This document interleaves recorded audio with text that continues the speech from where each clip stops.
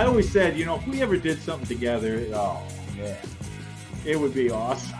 It'd be out of control. And John would be billing us out of jail. Yeah. So I said to her, I said, stand still. And she's like, what? I said, stand still. I kneeled down and I picked her up and her ass was in my face and we're walking down the line. My sister said he left as Richard Finnegan and he came back as John Lennon. I offered the producers of PBR. I'm after refill, actually. I'm getting a little low here. And I turned around and I said, you just missed 10 grand. He goes, why? And I said, because that was me being a dick. 8G hit, and it hit so freaking hard. I'm like, maybe I should have landed in the grass. I can hear your laugh from here, not through the screen, but from. And I left there feeling like a bag of dicks. Oh, did she just say a bag of dicks? Yes, she did. We had to test a couple of my mechanics as terrorists and put them in the cars to. If you're not hustling, you're sleeping. How'd you pull that off, Chad? Well, You got some kind of magic wand or just a big wand? Hey-o. Man, we could talk for weeks about this stuff.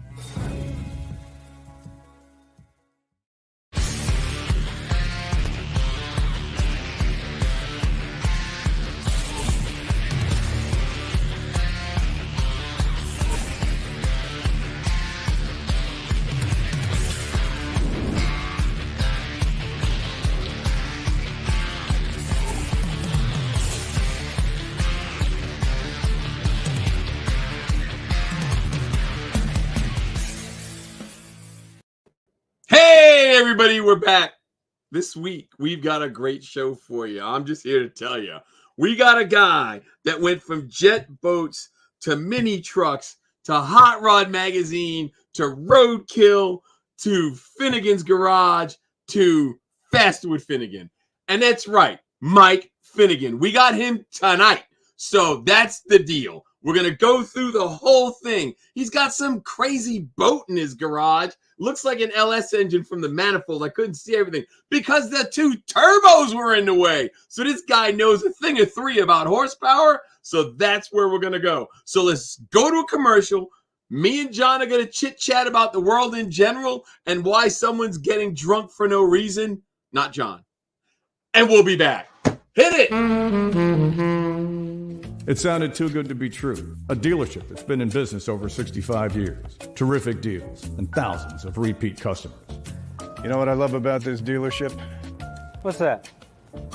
It's a big building where they sell cars, but that's not important right now. I love their 5-star customer reviews. See why more people are uncovering great deals at KennedyAuto.com. John Kennedy Ford. Enjoy your ride. Dude. Yo. I told you I hit most of it. It was close. You're hitting the guardrail, but it was close. It's like that episode of SpongeBob where Gary's racing and he careens into the guardrail and the shell breaks up. You see the pistons going up and down. Yeah, people don't understand. There's like a whole list of shit Lou's supposed to go. It's about 6 minutes worth of speech. What's he do? Bang, bang, bang, bang. I'll see you later. Hit the commercial. What can I say?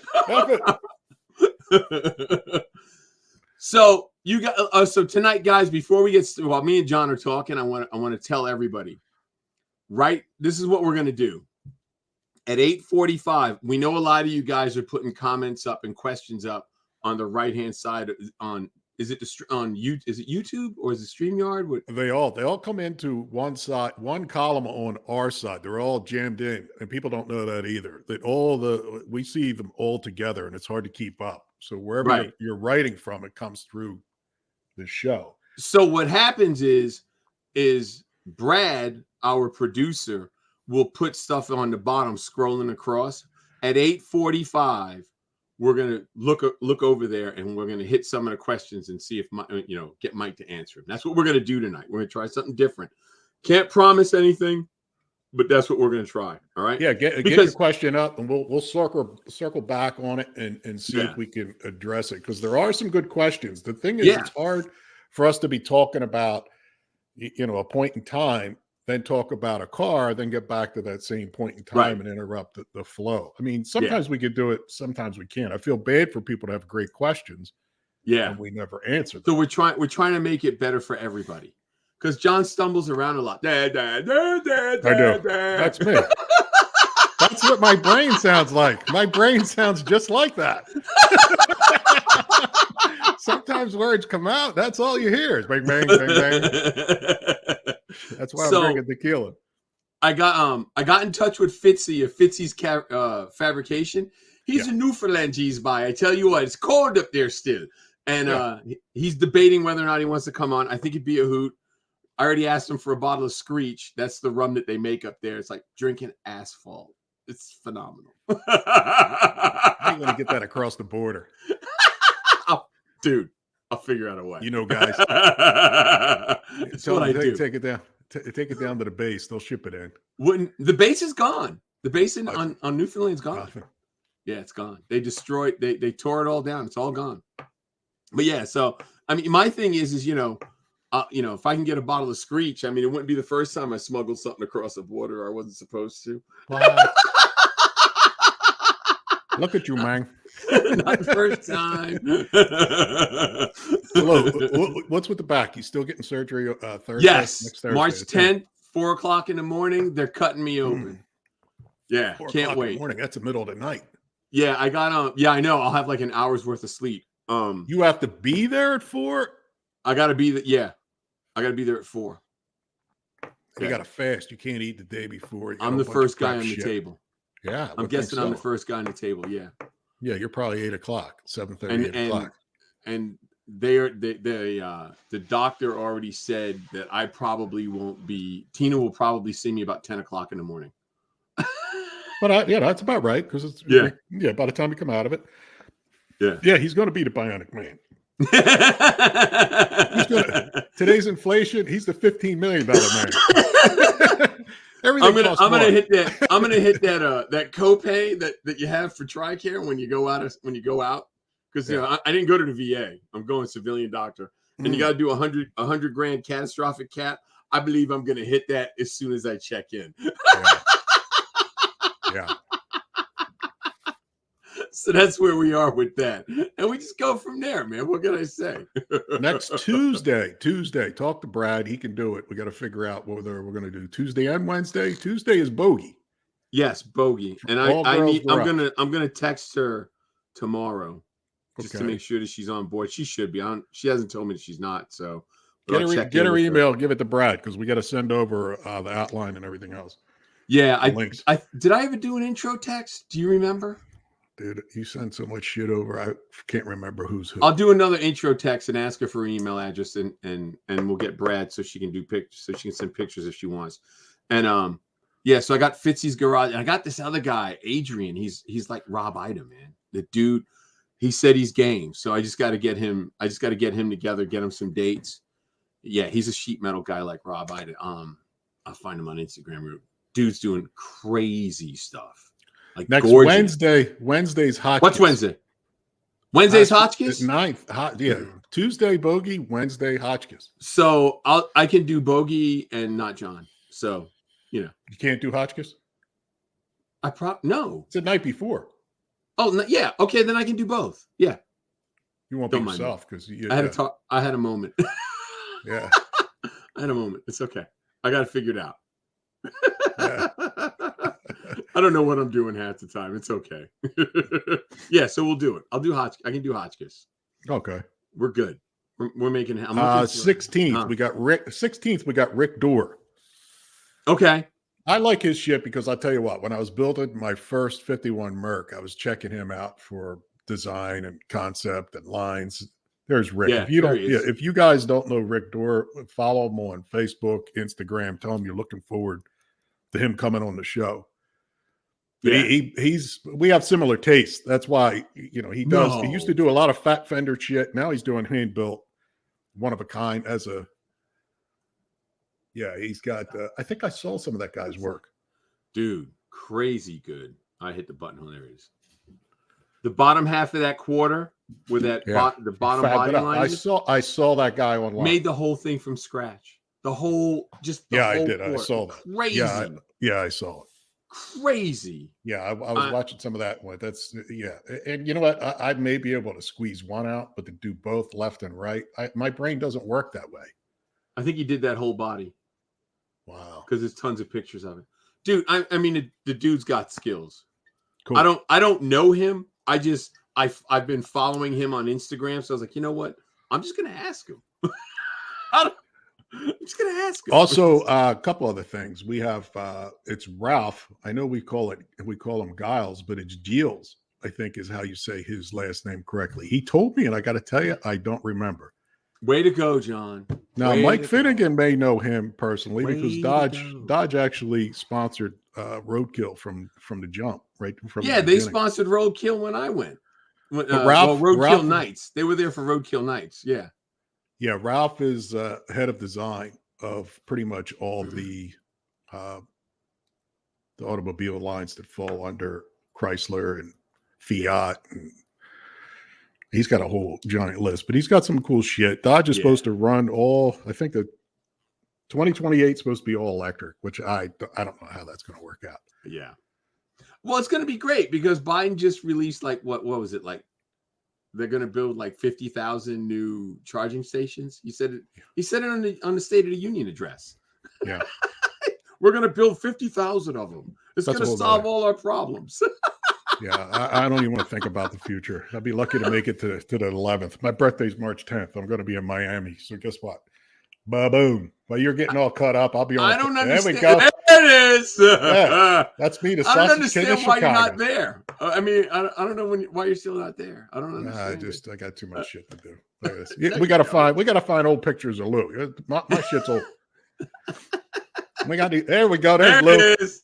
There it is. Yeah, that's 1977 Elvis. That's about 2 weeks before he kicked the bucket. That was before he had the peanut butter. That was the banana heavier sandwich. Lou. That was the heavier Lou.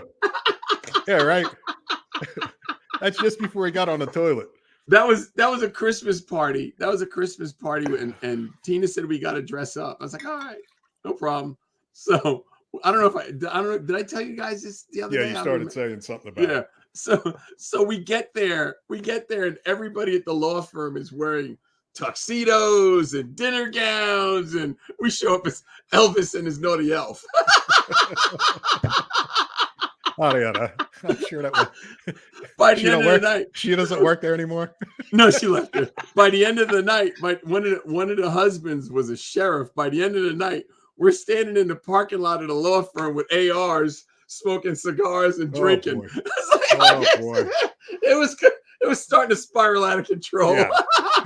Take Elvis to jail. Take Elvis to jail. He's left the building. Let's get Mike out. It's 10 after. Let's get Mike. People want to Let's see do a Mike. Everybody commercial. hear We're us going to bring running Mike around. Finnegan in. You guys sit tight and hold on. It's going to be a good ride. Hit it. Ever wonder what happened to your favorite Hollywood stars? Some are screen legends. That's a Cadillac. Some made history. What do you say? Is it the new Bluesmobile or what? One thing's for sure, they all have more to tell. Road trip with me, Lou Santiago, as I hunt down these iconic cars. The car's actually stolen. My kids said, Dad, you're not going to believe what's over here. And take you behind the scenes to get the story behind the story. I'm going to have the car do the same thing. Pow, bang, wow. From the designers who built them, the stars that drove them, and the lucky motherfuckers who stumbled across them. Where was his car when you found it? Pull in there. Dude, tell me you have your hands on it. You're not gonna believe some of this stuff. Mike. There he is. I would watch that. Well, we've been trying to put that together for a while, and we haven't been able to do it. But the funny thing is, John Pitt, that's how old is that, John? 4 years old? 3 years old? Yeah, 3 or 4. But I interviewed Barris about 3 or 4 years, spent the day with him. It got dark. He was walking me outside in the dark, and he told me his whole entire life story. And the guy could tell a story, had me laughing so hard. Just the terms he would use, the things he would say, burning down his girlfriend's garage. He just had some killer stories.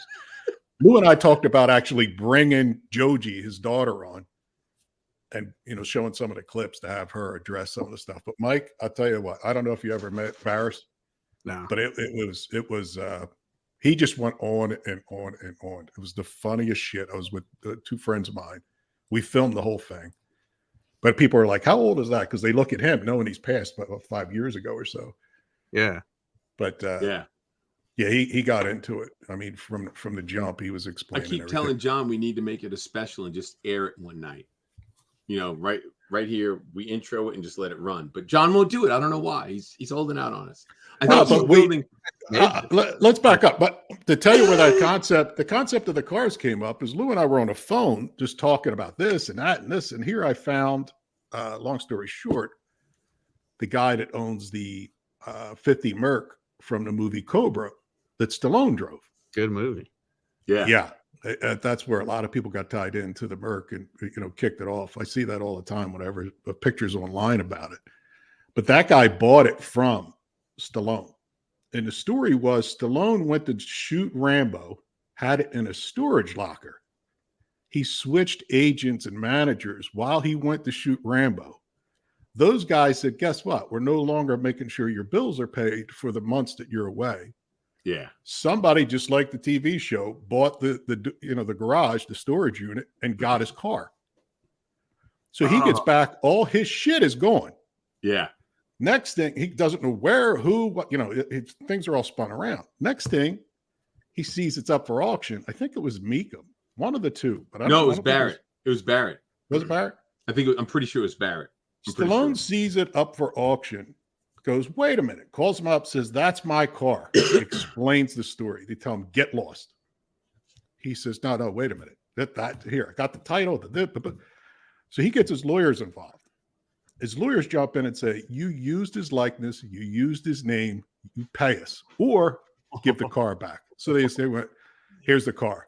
Yeah. He got it back, and after a short period, sold it to, a friend of mine who, long story. I mean, that's that story in itself, to hear that and find it and have it all confirmed.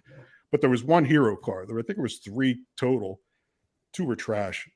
That one was actually Stallone's, the one that's pivoting around on that intro. I kind of know it's crazy.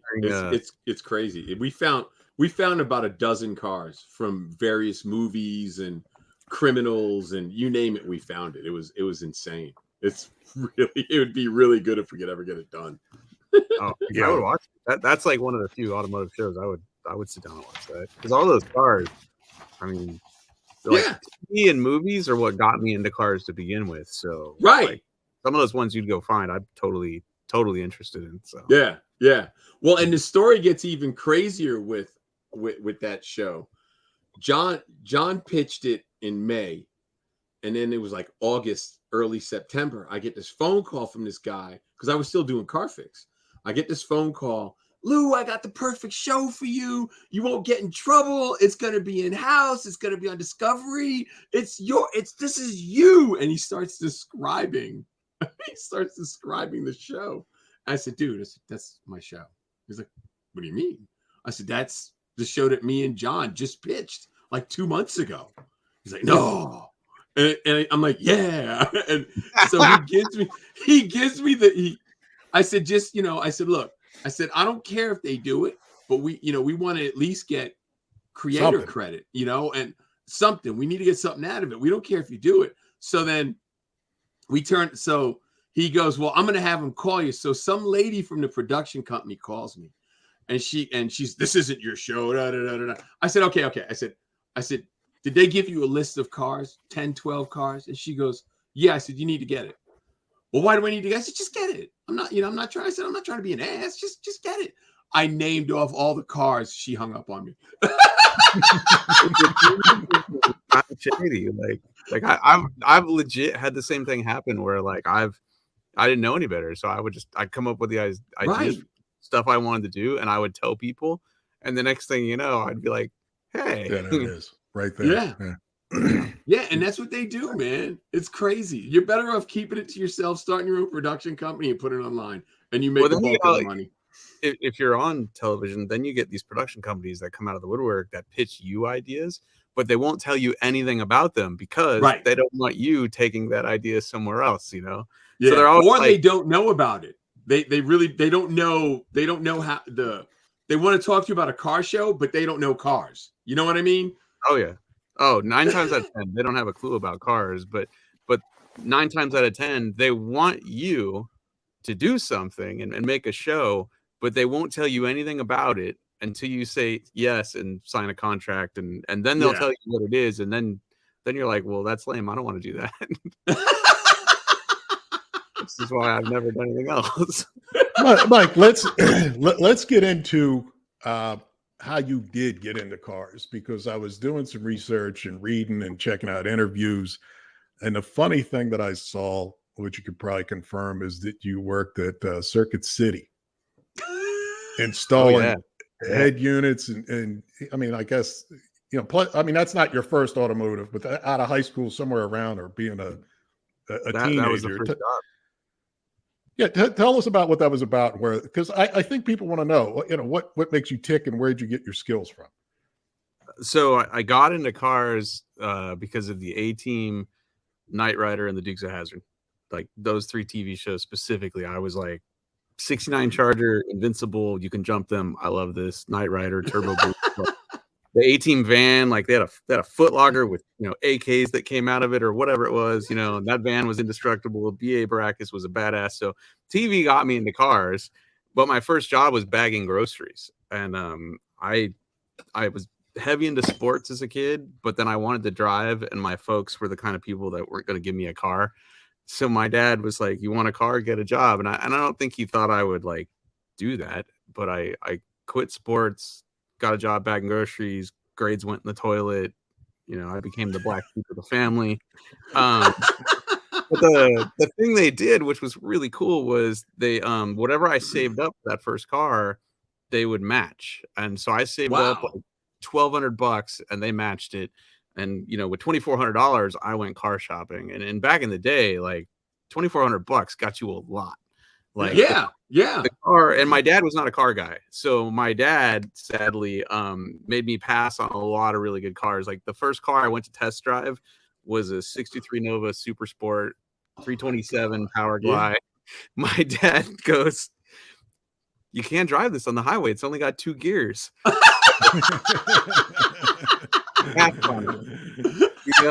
The second car was a Super Duty Trans Am, and oh my god, the seller admitted that he had taken the catalytic converters off of it, and my dad goes, that sounds too expensive, dude, you can't fix that, so pass on that car. 2,400. What year are we talking? What year was this? This is 90. I graduated in 93, so this was around 91. I bought my first car before I had a license. The third car he passed on was a Mustang GT 289 car. It had air conditioning, but the belt wasn't on the compressor. My dad was, dude, that's too expensive. Like, no. Oh my god. Oh my god. I end up in a beige Camaro because that one ran, just like that, but it had a spoiler, and the only reason I bought it was it had a 4-speed and it had big ass tires on the back, which went flat the first week I drove the car, and then I just broke, and I ended up on tiny Uniroyal Tiger Paws that just weren't look nearly as cool. So yeah, like my dad did not know a lot about cars, and he was big on maintenance and not modifying anything. Right.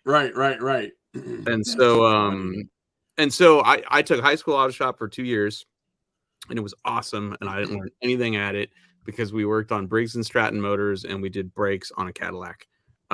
And so that's all I learned about in high school auto shop. I just knew I just love these things and I wanted to race them. I wanted to go faster. And so I didn't have any money, so I just kept buying tools and breaking stuff and like just kind of self-taught myself to work on them because I couldn't afford to pay anybody to work on them.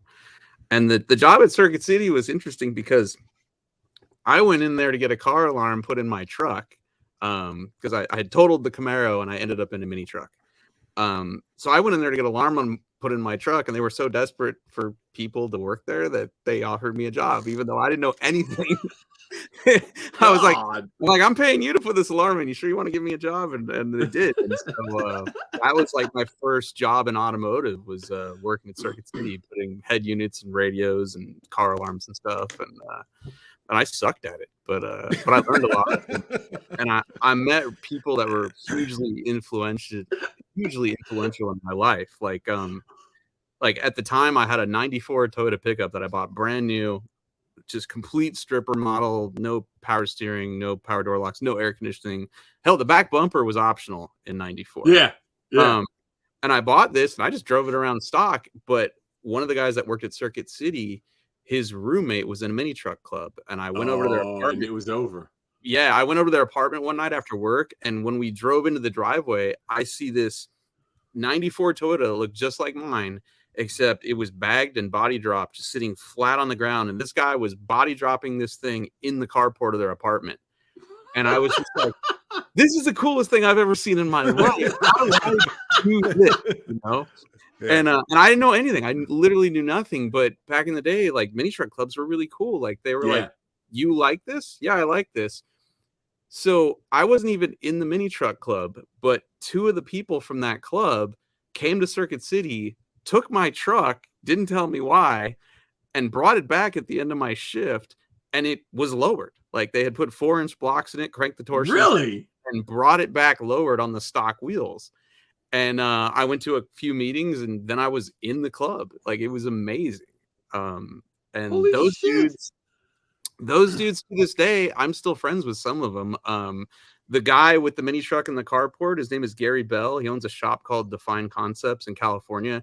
He does all of the displays for like Alpine Car Audio and just builds just epic audio video systems. And half the people I knew from the mini trucking days are running companies in the automotive market now. Like, it's amazing. That's pretty cool. How influential mini truckers became. You know, like we took stuff from everybody. Like hot rodders channeled their hot rod. Mini truckers invented the body drop. Yeah. You know, low riders and hot rodders had hydraulic suspensions. Mini truckers took that concept and made the hydraulics actually ride good and not leak. Yeah. You know, and so you're right. I'm hugely proud of all the people in that scene, because the stuff they contributed to this hobby is just huge to me. Yeah, so that's awesome. Mike, what happened to the Camaro? I was driving too fast. Oh god, that's a good story, actually. Too fast. Too fast. So it never rains in Southern California, but it rained for like 2 weeks straight my junior year in high school. And it rained so much that the buses weren't running, and my brother didn't have a ride home from school. Well, my mom drove an '82 Corvette, and she was like, I can't get your brother from school. And I'm like, I got air shocks in the back of my Camaro. I'll just pump them up. I'll go get him, you know? And so that's what I did. I aired up the air shocks, which had no bearing on the situation whatsoever, but it was an excuse to drive the car. And I was I was driving way too fast. And I wasn't speeding, but I was going like down a hill. The speed limit was like 45. Everybody's going 20. They're way too slow for me. So I pull out to the left and just start bombing past people at probably 35 miles an hour. But the road turns and there's just a river going across it. there's legit no drainage in Southern California because it doesn't rain. And so I can see this river coming and I'm like, oh, hell. So I brake, nothing happens. I downshift, nothing happens. I must have said, oh, shit, like 3 times before I finally went head on into a wall and then sideways into a light pole. And it shortened the nose of the Camaro probably about 10 inches. And it caved in the driver's door, which hit the driver's seat and ripped it out of the floorboard and just laid me in the passenger seat. Holy shit, dude. It blew out every window of this car. Somewhere on Instagram, I posted photos of this thing. Like, this thing is shorter and U-shaped. It knocked the rear end out of the car. I totaled it. Damn. And not a mark on me, though, because old Chevy, you know. And so that's that from car watching the Dukes of Hazzard. You were all prepped because watching the Dukes. He knew what to do. You hear Waylon Jennings. You got loose when you're crashing. And so So that car gets totaled. I end up driving my mom's 86 Buick Skylark, which the only redeeming of that car, the only redeeming value of that car was it was front wheel drive. And if you work the e-brake just right, you can make the back of it hop off the ground. Like, gas brake, e-brake, and the back end would hop off the ground. But other than that, that car sucked. And so from there, it was just a series of used cars that leaked in my dad's driveway and pissed him off. And it legit wasn't until I got the job at Hot Rod Magazine where my dad was finally like, all right, you're not a total loser, you know? Like, you should still quit screwing around with cars and buy, but you're not a total loser anymore. And I was like, Dad, I can't race a house. What am I going to do with a house, you know? That's awesome. But yeah, that's freaking awesome. I've probably had 40 used cars. So, I mean, you know, when you stop and think about it, you're one of the pioneers of the whole, we're going to take a car, fix it, and drive it somewhere with Roadkill. How did Roadkill come about? It was an accident. It was it was a complete accident. So I worked for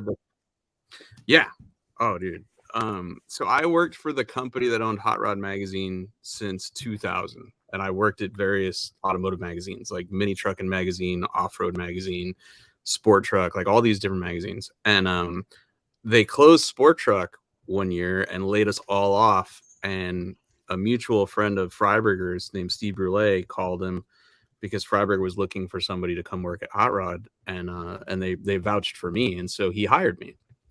And one of the first things I did at Hot Rod Magazine was Freiberger had this idea. He's like, I want to take a C4 Corvette and just race it and then just keep cutting it apart and making it lighter and stripping parts off of it and just see what happens. You know, Hot Rod had done that back in the day with Caddy Hack, and which was a Cadillac. I think it was a Coupe de Ville, might have been a 4-door, where they went to the drag strip and they just kept taking the body apart until it ran, I think, 10s or something.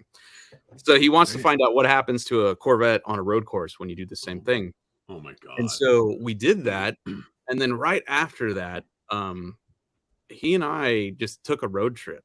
And I think we went to Rick Payway's house in Arizona to get this 65 or 6 Buick Special convertible. I remember that. It was white or something. It was a convertible. I remember that. Yeah. I remember that. And and so we go there, and the thing had sat in the backyard for like 30 years, and it just sunk into the mud. And so the floors were gone, and we were just like, we didn't really have a plan other than get home, and the car was trashed. So we got it running. We grabbed street signs and replaced the floors with street signs, and we drove it home. But we had brought a friend with us who filmed it, and when we got home, he edited it. And at the time, Hot Rod had a YouTube channel, and nobody was really watching it, but we put it on there. And someone at the company saw the video that we had made, and it didn't have a name. It wasn't called Roadkill or anything like that.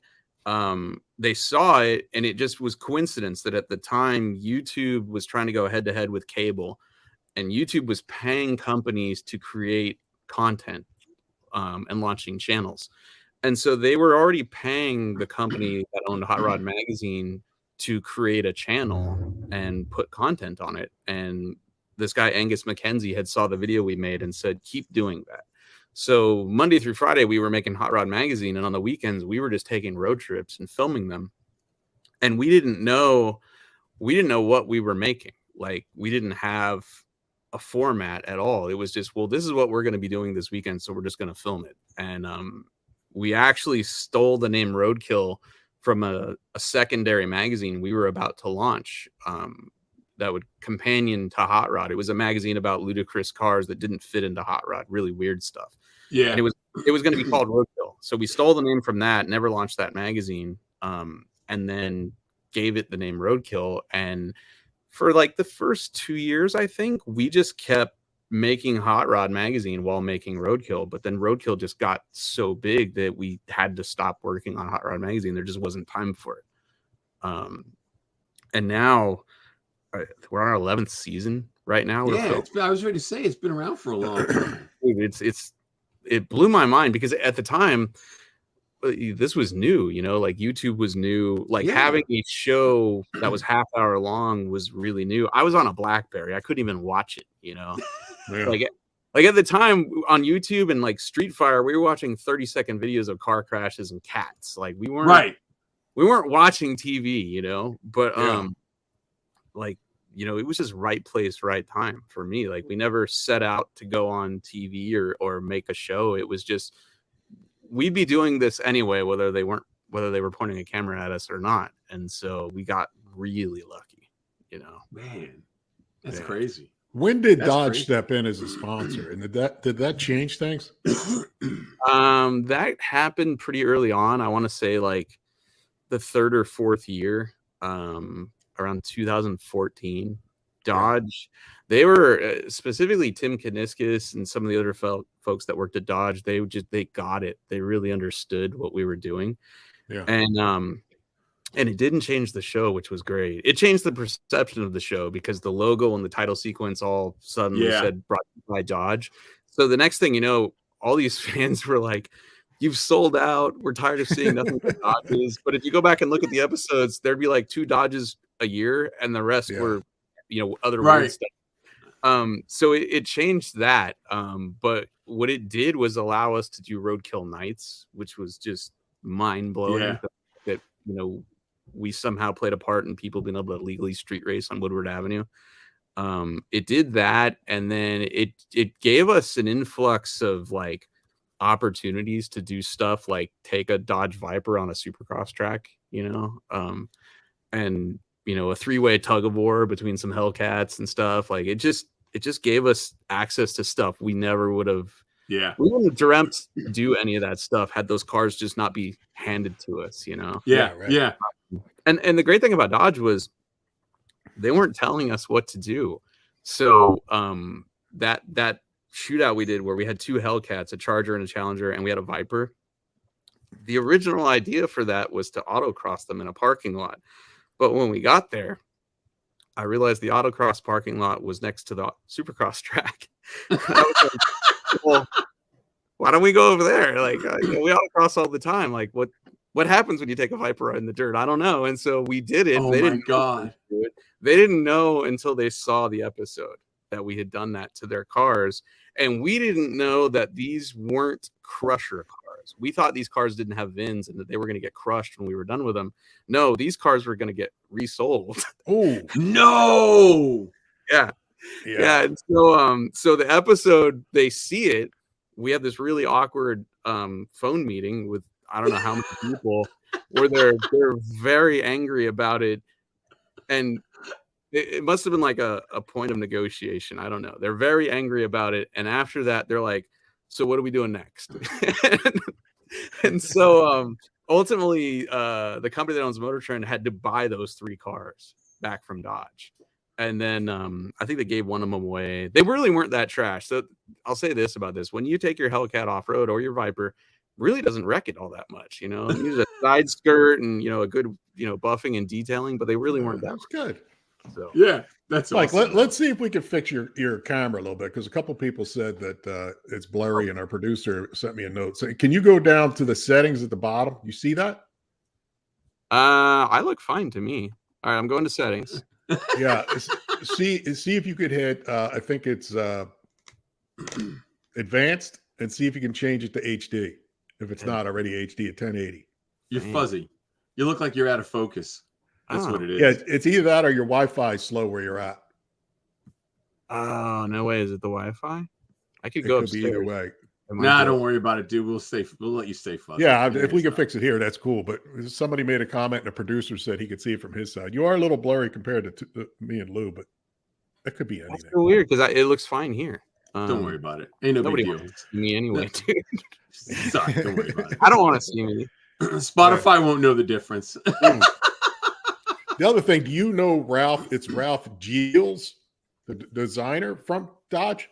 You ever meet him? I know who he is, and I follow him on Instagram, and I think I've met him once, but no, I'm not tight with him. I just know he's designed some amazing cars for. Yeah. He's coming on the 23rd. So, oh, dude, I was hoping you had a horrible story we could share with him. I really don't. He just seems, you know, it's social media. Who knows what the real deal is? But he seems like a genuinely good dude. So hopefully he. It should be a good show because I want to get into the future and all that kind of stuff and what's around the corner for those guys. Hopefully it's not all electric. That's what they're saying. What do you think about the electric cars? You're old school like us, are you not? I don't know how they pull it off. So I'm from Southern California, and the power grid can't handle all of us turning our air conditioning on at the same time during summer. Right. How are they going to have same here? People charging, let's just say a third of the population goes, yep, I'm in, let's do this. And a third of the population is trying to charge their car at home at night. Yeah. I'm not seeing it. I'm really not. Having said that, like I've ridden in a Tesla. It's fast as hell. I'm still in remote control cars. And when LiPo batteries came into remote control cars, that made stuff really fun, but the last thing I'll say is I was recently at a drag strip where a Tesla was making a pass and I had my back to it. I wasn't watching at the time. And all I heard was a car accident happen. And this car never crashed. But what I heard was tires squealing, tires squealing. And I turned around because I thought something wrecked. Yeah. And it wasn't anything wrecking. It was this car making a pass. And so when you take away the engine noise, you take away everything from the experience as far as I'm concerned. So yeah, I agree. Yeah, that's what I was saying about, where at SEMA, where Ford has their experience out front. You take away the sound because the sound has you turn your head and go, what the hell's going on over there? Yeah. Take the sound away from those Mustangs and everything else. You're like, half the picture's missing. Yeah, it makes it visceral. I Toyota 2JZ swapped my 68 Charger because of the noise. The performance, I was interested in the performance for sure because I wanted to experience, that legendary motor. But specifically, I put it in there because when the car went down the road, the noise wouldn't match the visual, and I wanted that. And so when you take the noise away from these things, I don't know, most of the experience is gone for me. So that's what I think. It's going to be hard to swap over. I get it, but it's going to be hard to give that up. I get the pollution. Did you see that? The electric jet boats? Mm-hmm. Yeah. Water. I don't know if I want that many volts in water. I mean, yeah, get your feet wet and then grab it. It's a little scary. Yeah, see, that shouldn't be electric right there. No, it shouldn't. That works just fine the way it is. Yeah. Mike, let's get into the because I got to tell you, first time you guys came on my radar is when you guys went up against Rawlings, and I know there was some beef there because they were calling you out, not having time to build your car. Tell us the backstory of what the hell happened there and how much of a dick Richard is, because we had him on. We called him a dick. So he does not like me. I'm not on his list of favorites. I don't get a Christmas card. Let's put it that way. I was just gonna say he doesn't send you Christmas cards. No. I may or may not accidentally have given him the finger live on Facebook. It's out there if you guys want to search for it. So the story behind that is there's Roadkill Nights is happening, and Dodge has this idea to race 2 Hellcat powered vehicles, and they want Gas Monkey and they want us. And so the problem was we were deep into our season filming already. Mm-hmm. And we couldn't build the car. It was before the crate engine came out, so there was no swap kit for it. There was no standalone wiring harness. There was none of that, and we were already filming all these other things. So the idea of engine and trans swapping a car, there just simply wasn't time for us to do it. The dudes from Gas Monkey knew that. They knew we had sent our car out, and they knew that the only car we had that season that was a Dodge that was going to take the motor was this heavy ass Charger. So they built a Dart on purpose because they knew it would be lighter. And they knew we weren't building our own car, so they took the opportunity to cap on us for that. And we just, we didn't really have a good shot at winning that deal. We were way overmatched. Basically, we flew to Michigan, took possession of the car, I think a day or two before the race, went to a track and just tried to test it, and then went out there and got our butts kicked. And so it wasn't fun for me because I like the building. You know, a lot of the Yeah. pride for me is the building. Mhm. And so I don't even care if I'm the one driving it. I like the building. And so for that thing, that whole deal left a sour taste in my mouth because we didn't even wrench on the car. And then we lost. And then we had to stand there and then Take the take it. beating. Yeah.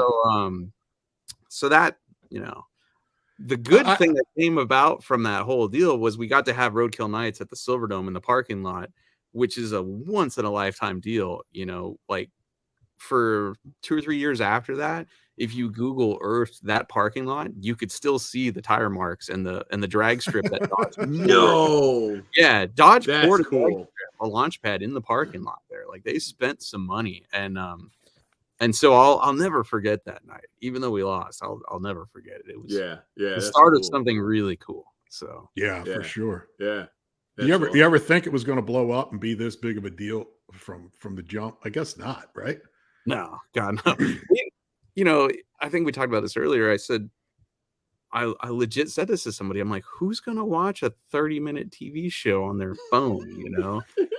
And I couldn't watch it. I was on a BlackBerry. And so I didn't see it. I really didn't. It wasn't until about like, I'd say about 6 or 8 months after we started doing them consistently, people started coming up to me in real life. And that was when I was like, whoa, wait a minute. Like you're watching this. Yeah. And that's when I knew like it had a chance. But 10 years later, I didn't think I'd still be doing it. When I moved to Georgia, I thought I'd be out of a job.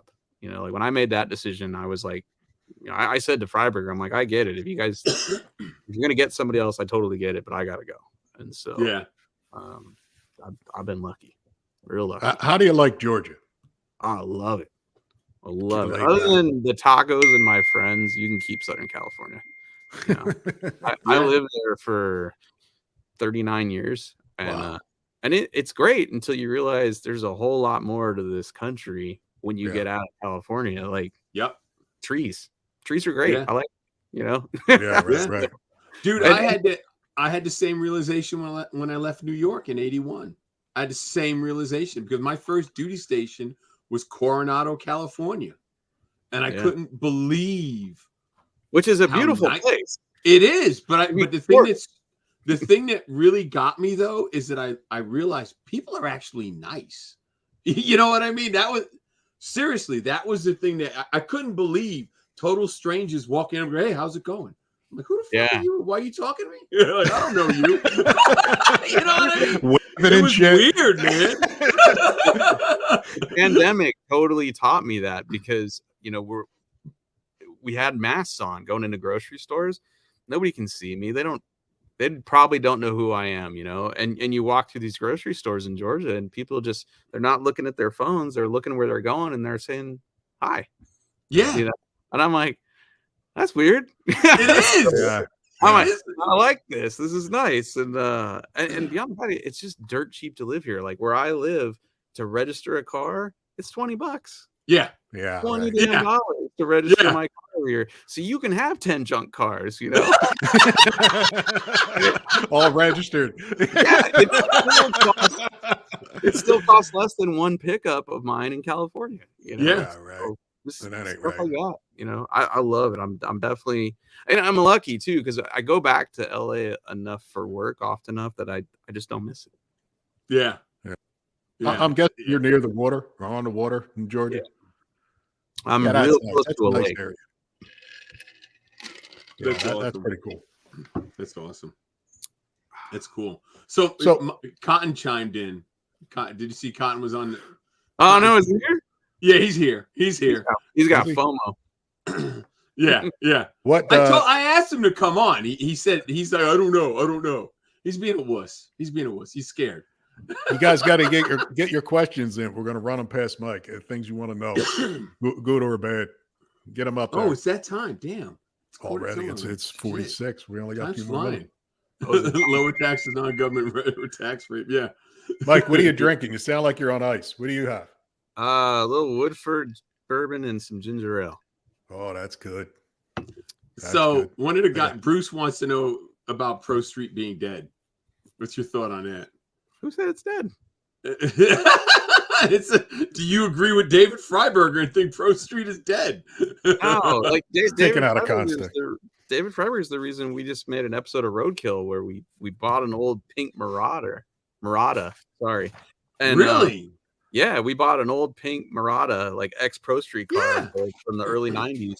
And Mike Cotton rounded up probably 20 or 30 Pro Street cars. And we all met in a parking lot in DeCoin, actually at the fairgrounds where they have, Yeah. We went there and there were 20 or 30 amazing Pro Street cars there. So they're not dead. I don't think they're dead at all. And I think, it's like everything else. It's cyclical. Yeah. They're due to come back. Big tire cars are cool. And I don't think they're dead at all. I think, everything just goes in a cycle, and suddenly kids today are going to discover these things and think they're the coolest thing ever. And some old man's going to be like, I already did that,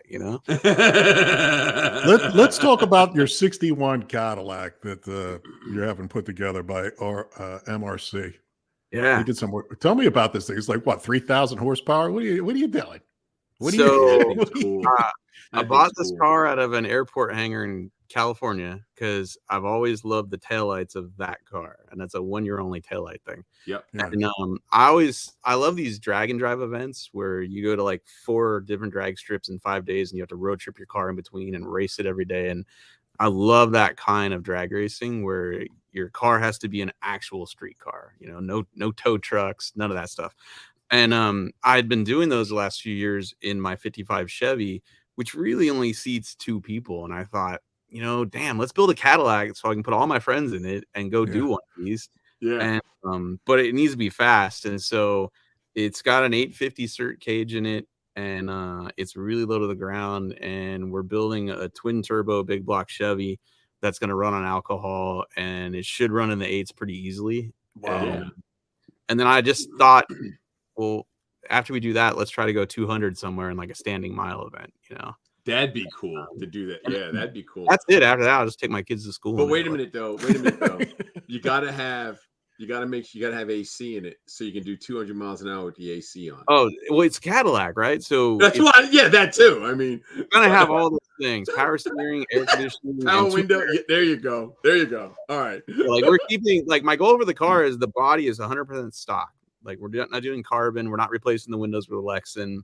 The interior's going back in it. Like we tubbed it for 34-inch tires and kept the back seat by doing a triangulated 4-link with really short upper bars. And so my goal is for the thing to look like a Cadillac on the outside, just really low, and just make it stupid fast. That's awesome. That's cool. It'll be fun. Cool.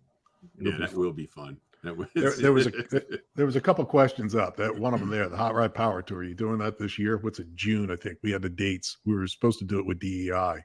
You doing it? No. June is the year I take my family on vacation. So yeah, the month.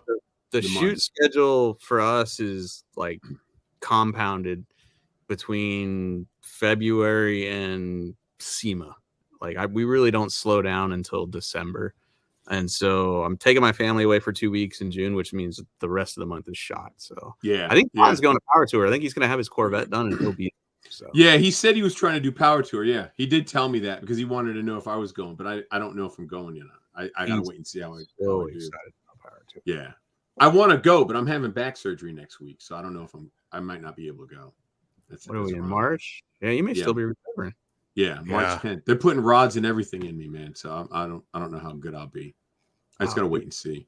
You'll be bionic. You'll be fine. I know. I was telling John before the show, I'm gonna get a recording of the $6 Million Man music and just play it when I'm running, or just when I show up in a room.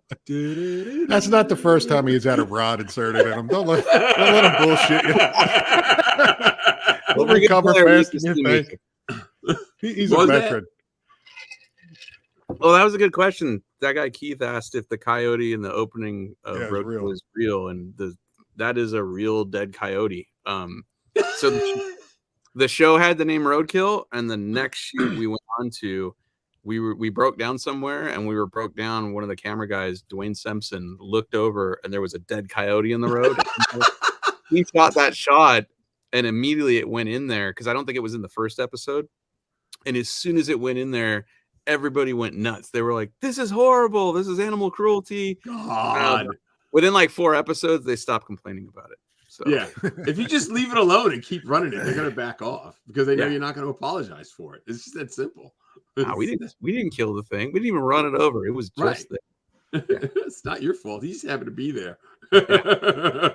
Wrong place, right time. That's what that was. Exactly. Yeah. Buy a trophy truck. Did you buy a trophy truck? Did you buy a trophy truck? No, I bought a Pro 2 truck though. A Pro 2 truck? Which one is So that? imagine a trophy truck, but with only half as much horsepower and half. Oh, as I much didn't know that. Okay, I didn't know that. That's what they called them. I didn't know. I've heard of them. Okay, I didn't know. Yeah, trophy truck or trick truck is like there's levels Right. to everything. Score, trophy truck, and then there's like class 1 and there's everyone else. What I bought is like a short course truck that you'd see at like Crandon, Wisconsin. Okay. But I bought one that somebody only raced like once or twice and then converted it to a 2-seater. And so I bought it because I want the chassis so I can put something else on it and drive it on the street. There you go. Because again, the generally look invincible to me as a child, except when you now with the magic of technology, when you slow the frames down, you see the front fenders get destroyed every time it landed nose down. Yeah. And I'd like to have something you could jump that doesn't get destroyed. So Yeah. That's cool. I don't know if you can go to. Oh, that's Alden, New York. That's the show up. That's the show up by Buffalo. It used to be. I think one of the magazines covered it. Used to be in a town called Marilla, and it was a big one-day show. Walden, New York. Okay. I don't know where Alden is. I've been to Walden. Going back to play. Are you going to play with a monster truck with Dennis Anderson? Ooh, dude, I will visit him anytime. That is the coolest dude I've ever met. He's on the coast. He's like out by Elizabeth City, but like 4 hours from me. Outer Banks, yeah, North Carolina. Yeah, Outer Banks, yeah. Beautiful. Yeah. I knew where he was. Go by there. His compound is incredible, and it's open to the public. Like you can go there and drive monster trucks, take monster truck rides, and all. I drove. I had to take a bunch of the SEAL team guys. They did a big op down at Camp Lejeune. Camp Lejeune, and we drove by it and we saw it, but I couldn't stop. That's the only time I got to see it. I had to drive. I had to get rid of those guys so they could go do what they had to do. That kind of shit. Here's my one question. When you be in Virginia beer's on me. So when you go to Virginia, you got someone willing to buy you beer and bacon. A couple strips of bacon. That's a cheap hooker. I don't know. In general, I know what I'm doing over the course of like the next 3 weeks. Other than that, I don't know. Don't worry about keeping the schedule. Like what's around the corner? What are you working on that nobody knows about? What's up in 23, 24? What are you doing? There's no secrets, so everybody knows everything. I'm building this boat behind me right here. Yeah, that looks crazy. So that's a 21-foot long fiberglass jet boat with a twin turbo 427 LS that I'm hoping goes about $140 and holds 5 people in it. No. So I have this 2-seater crazy jet boat. You guys put a picture up earlier, but it only seats 2 people, and I was like, this is dumb. Yeah, like that's super fun for 2 people, but I figured 5 people, that's a party. So so we're gonna build this other one that rides better and holds more people, and it's for my wife. So she can hold the kids. I understand. I understand totally. And so the deadline for that is June for our family vacation. We're going boating, and so this has to be done for that. Okay. And then other than that, the only other thing like I'm like actively working towards is Hot Rod Drag Week. The caddy won't be done, unfortunately. So I think we're gonna take Blasphemy, my 55 Chevy. Other than that, it's just working, filming. Are you going to debut the Cadillac? Is there a spot where you think you roll it out? It went to the PRI show in December, actually, completely unfinished. Like my friends at Quick Performance, they built a crazy rear end for it, and they didn't care that the car wasn't done. Like it had a Bluetooth motor, Bluetooth drive shaft, like. There was nothing in this car. They didn't care. Their rear end was in it, so that's all that matters. Yeah, they took it to the PRI show. But I don't know. I basically, I'm hoping that I get the motor here in the next couple of months, and then we start really working on it again. And then end of the year, if I could be driving it again, that would be huge. But it's just hard. I got about 6 days a month to myself right now until like after SEMA. So you still do Roadkill, you still do Finnegan's Garage, and you still do Fast with Finnegan. Yeah. Right? Damn, Yeah. dude, you're busy. I don't know how You're to say busy. It's a lot of fun though. Like it gets stressful. At times. I get it. It totally gets stressful at times because it's hard to keep up with all the parts for all the cars. You know, and you guys understand that you built so many project cars. You know, if you just have one to focus on and all the shipping and where everything is, you know, if you're just juggling the parts for one car, that can be hectic. But I'm tried doing it for like 3 shows. Yeah, so, It's a good problem to have, though. It's a good problem to have to be that busy, right? Yeah, that is the only stressful part about the whole deal is making sure all the things are arriving for all these cars. And other than that, like I'm getting to play with cars, man. It's a lot of fun. Yeah, what's the plan for SEMA? You talked about SEMA a couple of times. What do you got set up for SEMA? I didn't go last year just because I've been traveling so much that I was just like, I'm not getting on another airplane. I'll probably go this year. I think it just depends. Like that time of year, they're all trying to get all these episodes for the 2 TV shows done by a certain date. And so it's one of those things where it's like, sometimes I'm just like, oh man, I don't want to get on an airplane. I just want to stay home with my wife and kids, you know? So if I'm chilled out, I'll go. If I'm not, then I'll just stay home and watch from the side. Thanks to the internet, it feels like I'm there anyway. Dude, you just drive. You want to relax, just drive. I've been driving forever. Yeah. Lou drives out every year. Yeah. And he knows exactly where he's staying, what he's going to eat. The truck stops. He can swing down, pick you up. I mean, he's in North Carolina. It's easy peasy, man. I'm telling you. It's and then film it for the show. And and with his piece of shit, you will break down. Hey, whoa, settle down. He's got an S10 with like 455,000 miles on it. Nowhere. People still are like, you know, is Roadkill scripted? I'm like, no, you don't have to. You buy an old car. They'll break. It happens. Right. Literally all break. So it lends itself to it. You know, the car lends itself to the show. It's perfect. Yeah, you know? It's the easiest job ever. Like, just hop on Craigslist or Facebook Marketplace, find something fun, go buy it, and just whatever happens, okay, here we go. You know? Yeah. You just gotta have the right attitude. That's all. Duct tape, couple wrenches, you're good to go. Yeah, it's awesome. I'm with you on that. So is Freiberger still in California? Where's he at? Yeah. He I don't know if he'll ever leave California. I think he'd like to, but I don't think. He works more than I do, so I don't know that he'll get the chance to leave anytime soon. That dude films. I think he does 4 shows now. Really?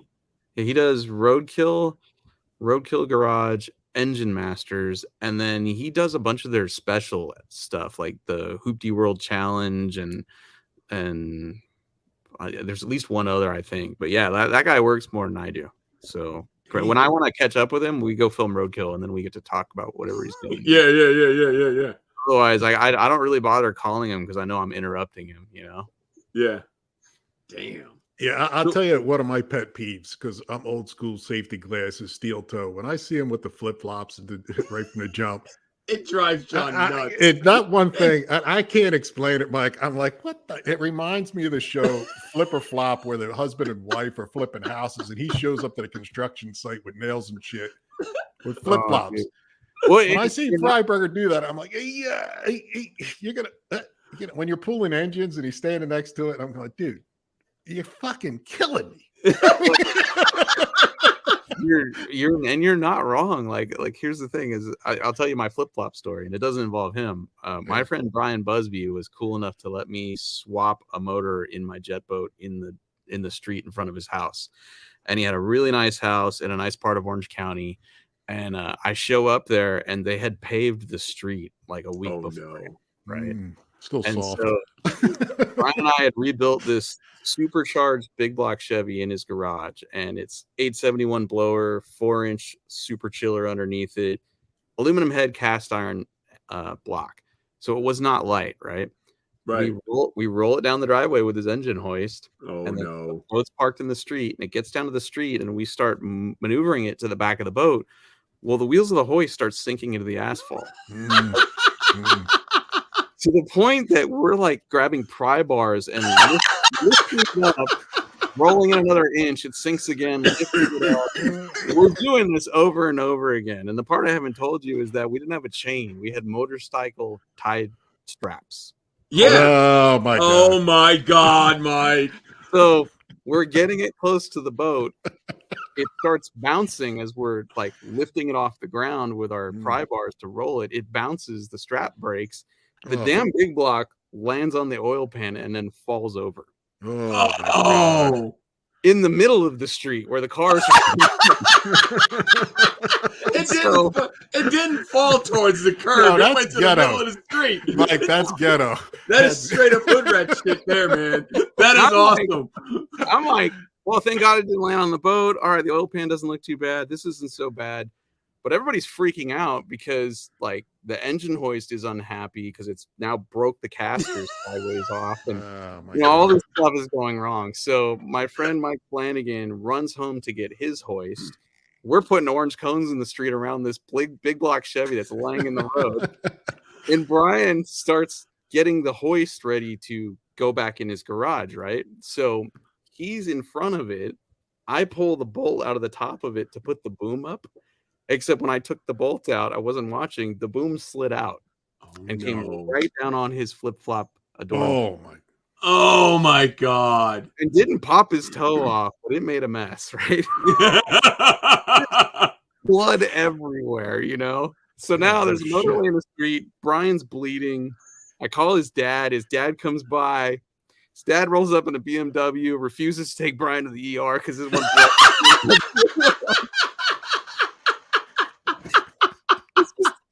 It's an absolute shit show. Yeah. That's what I think of when fry rigger wrenches and flip flops. That's what I say. I watch and go, dude, you're killing me. You're killing me. I don't know what it is, but I told Lou right from the jump, I'm like, this kills me. I can't take it. You know, and it works. He's impervious to cold too. Like we've been in Idaho in January, and he stood in the snow in flip flops, like as if it was like no big deal. I'm like, my oldest son is like that. Dude, I'm a wuss. No, I can't do it. Forget about it. My oldest son went up to see his uncle. He lives in Rhode Island. It was like November. There was snow on the ground. They went snowmobiling. He was wearing shorts and sneakers and a t-shirt, and they snowmobiled all day. And his uncle's like, he calls us up that night. He's like, your son's out of his mind. He's not even cold. And we went down to Anderson, South Carolina, and it was cold. It was like 32 degrees, 33 degrees, because they were oh god, it was the brothers who were on Pinks. I can't remember his name now. There were two brothers that were on Pinks. Huh? Like part of the cast or some of the races? Yeah, they were part of the cast. I can't remember. It'll come to me, but we're sitting there, we're at the starting line, and me and my son are standing there in shorts and t-shirts. You can see your breath. And he looks at it, he goes, and we're sweating. And he goes, what is wrong with you two? I'm like, dude, we're just burning up. We're just standing there. Everyone else is wearing sweatshirts and jackets, and we're standing in shorts, sneakers. Like a couple of fucking idiots. Yeah. I met a guy just like you like a week ago. We were ice racing in Minnesota, and I'm standing on a frozen lake, and there's a dude there with no gloves on and no hat. And I look like Randy from A Christmas Story. Like I can't even put my arms down, and this dude is standing there, shaved head, no hair, no hat, no gloves, just stood there all like no big deal. Yeah. It's nuts. People know it's I don't know. I can't do that anymore. I had it was about 10 years ago that I had to get on blood thinners because I was clotting so much, and I just now I'm cold in 70 degrees. It's miserable. Oh wow, so miserable. Pussy. Yeah. Oh, we had sound effects. We didn't know. We spare no expense on sound effects, Mike. Mike, let's say I want to get one of those Speed Marine hats. Where do I go to get it? Oh, dude, plug it. Yeah. Thank you. You're not supposed to stop. You're supposed to act like it's normal. We integrate. No, I always forget that part. If you want to go out in public and not be naked, you can find lots of clothing at fsmgarage.com. There you go. There you go. See that? We try to help. We try to help. Dude, I'm looking now because Lord knows I would have remembered. God. It's on the screen. No way. This Brad. is literally the most professional podcast I've ever done. Brad is fast as shit. He's a young dude. He runs circles around me and Lou. Lou and I are old dudes. We're like, we're just a couple of tards, trying to peck, hunt and peck on the keyboard. That's what we are. Yeah. It's just that simple. There you go. Brad, you go on there to fsmgarage.com. Pick yourself out something nice, all right? Put it on our tab. Yeah, send Mike the bill. Yeah. Get my credit. Oh, yeah. Buy a bunch of shit. We'll all wear it next week. So now you got to tell when you get done, you got to tell Cotton next time you see him that he's got to come on the show. His fault. Just quit being a fag and just come on the show. Just I can't believe, like, as long as you guys have known each other, he's not done this. Like, that's weird to me. Well, we're in season 2. This what happened was when I left the show, I started doing YouTube videos, and then the building I was in got sold. So in the move back home and all this other stuff, me and John had talked about it for about 4 or 5 years, and we just never did it. And I called him. I was like, dude, we got to do it. Because I just got monetized. I just got in the algorithm, and I didn't want to lose it, And we started doing it, and we did 40 shows last year. We just kept doing it. And we have a good time. We had some good guests. We had some good guests. A lot of people come on. Wayne Carini. It was actually pretty cool. But how it started was Lou and I were talking on the phone for like hour and 15 minutes, and it rolled through. And we were talking about the pagans, the warlocks, Hell's Angels, and bikes. And it was one of those conversations that just kept rolling. And at the end, I'm like, dude, I don't think people would understand that entire conversation, but maybe they'd want to listen to it. So the light went on. Lou's like, hey, wait a minute. Because some of our conversations, Lou knows a shitload about tattoos all over the world. You wouldn't know, but he goes into this, where they're from, what they mean, prison tattoos, the whole. So he was telling me one day, and I'm like, that's another conversation. So we got into, you know what? Why not go live with it and talk shit online? Well, you can tell you guys are having fun, and that's how I ended up working with Cotton. Is I've known Cotton forever, and the company came to me and they pitched me this idea for a TV show, and dude, you got to start moving. And so they came to me and they pitched me this idea for this TV show, Faster with Finnegan, but it wasn't with Cotton and Newbern. They had a casting call. They brought people to my house and like we read, we didn't read, but we just BS with other random people. And I was like, these guys are all cool, but I don't know them. Like, we're not going to joke around. Like, I just don't know them. Like, why can't we just use my friends? Can't we just hire my friends to do this? And so what you see on that show is how it is when the cameras aren't around either. So Cotton is that crazy. Well, yeah, for Faster with Finnegan, Mike Brumfeld out of High Class Customs out of New Orleans, black guy, he got a hold of me because he's been on the show. He's friends of ours, but he said that they were asking him, to fill that part. And he says he knew he didn't fit. He said they were looking for somebody that had, he's an interior guy, trim guy. Right. And he said they were looking for engines. They were looking for this. He said it didn't fit, but they were looking for somebody like him. But he said the same thing that you just said. It didn't mix. Didn't jive. And he knew it. You just can't. I think it's the problem with all the times they've tried to relaunch Top Gear America is you can't fake chemistry. You're either tie with people and you're either punch them in the nuts or you're not. And you just try to force people together. Like, the people are smart; they can see right through it. Yeah, right. Like, when it's produced and it's overdone and it's fake and like when Rutledge and Tanner and Adam were all together, you could tell those dudes were actually friends, Yeah. And so that version of it was fun to watch. And one of the guys that they auditioned for Fast with Finnegan ended up becoming my friend later on, and I've been to his shop. He's actually come and been on an episode of Fast with Finnegan as a competitor, and his name's John Andrade, and super cool cat. But at the time that they put us together and were like, go do some stuff and we'll film it and see how it is, like, you can't do that in 5 minutes. It just doesn't work. Right. No. Right. So no, plus you got to jive. It's just a chemistry that you can't cast.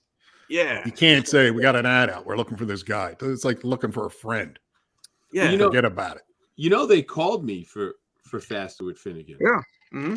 Scott Moretti. And I told him, I said, you need to get Mike Cotton. And he's like, why do I know that name? Why do I know that name? And I could hear him rumbling through papers. He's looking for something while we're doing a Skype call. And he goes, oh, he's on my do not contact list. I said, what do you do not contact list?